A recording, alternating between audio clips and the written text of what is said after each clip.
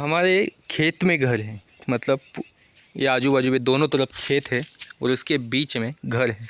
और उस वजह से हमारे घर के सामने हमेशा काम होता है, कुछ ना कुछ काम चल रहा होता है। कभी प्याज काटना होता है, कभी हल्दी काटने का काम होता है, कभी मूंगफली साफ़ करने का काम होता है, या कभी चने की खेती का, या कभी और कुछ। पर यहाँ पर हमेशा काम होता है।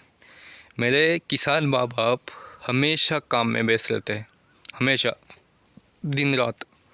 तो जब भी मैं छुट्टी पर आता हूँ मैं वो सोच कर ही आता हूँ, क्योंकि उनके पास मेरे लिए टाइम नहीं होता। जब मैं एक दिन आता हूँ तो उस दिन वो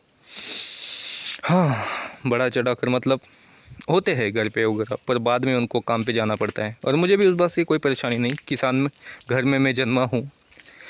तो मेरी कोशिश ये रहती है, या ये रहेंगी आगे के लिए, कि उन्हें इस खेत के घर में काम करने की ज़रूरत ना पड़े।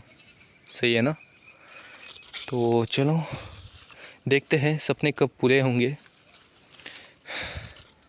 कब पैसे कमाएंगे और कब अमीर बनेंगे। बहुत सारे कष्ट किए हैं ज़िंदगी में, हद से ज़्यादा कष्ट किए हैं और अभी भी चल रहे हैं। ये देखो पेड़ कितने, मतलब आम कितने बड़े बड़े हैं। तो ये हमारे गांव का खेत के बीच का घर है, जहाँ पे कुछ गाय भैंस भी है। यहाँ पर देखिए दूध के लिए, मतलब ज़्यादातर दूध वगैरह सब कुछ, फल अनाज सारी चीज़ें हमारे खेत में हम खुद पकाते हैं। खाने की या लगने के लिए जो सेहत के लिए लगती है, शरीर के लिए लगती है, उसमें से 90% चीज़ें हम खुद खेत से हमारे हाथों से उगाते हैं, नेचुरल, बिना किसी मिलावट या बिना किसी चीज़ के। बस 10% बाहर से लाना पड़ता है, नमक, तेल, या ऐसे छोटी छोटी बहुत छोटी सी चीज़ें।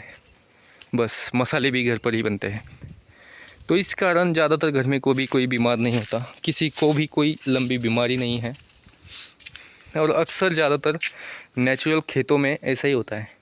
और ऊपर से हम किसी सिटी विटी में या गांव में या फिर रोड के बाजू में भी नहीं रहते, नेचुरली हमारा खेत के बीच में घर है चारों तरफ से। यहाँ पर सिर्फ 2-3 घर है, ये इधर एक घर है और इसके पीछे एक घर है, 3 ही घर है। इसके बाद दूसरा घर लगता है सीधे यहाँ से आधा किलोमीटर लंबा।